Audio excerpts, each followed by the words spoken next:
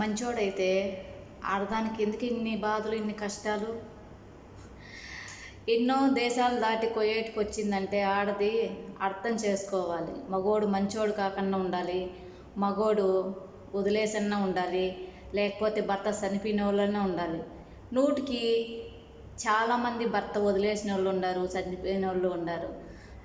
ఆడది దేశం బట్టి వచ్చిందంటే మన బిడ్డలకు మాత్రమే, మన బిడ్డల కోసం.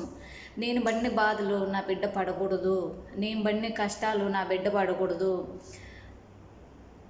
అని ఆలోచించి ఒక అమ్మతనం కొయ్యేటికొచ్చి ఎంత కష్టం చేస్తుందంటే ఓన్లీ బిడ్డల కోసం మాత్రమే. అర్థమయ్యిందా? ఒకటి గుర్తు పెట్టుకోండి, అదే గనక ఆడది చనిపోతే మగాడు రెడీగా ఉంటాడు రెండో పెళ్ళికి. అదే గనక భర్త చనిపోతే ఆడది రెండో పెళ్ళికి రెడీ కాదనమాట. పిల్లలే స్వర్గం అని పిల్లలతోనే హ్యాపీగా కూలీనాలు చేసుకొని పిల్లలతో సంతోషంగా ఉంటుంది ఆ తల్లి. అదే మగోడైతే అలా చేయడు అనమాట.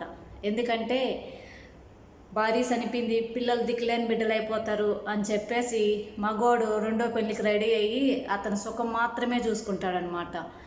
వచ్చిన తల్లి చూస్తుందని గ్యారెంటీగానే లేదు. అలానే తల్లి మాత్రం చేసుకోదు కదా.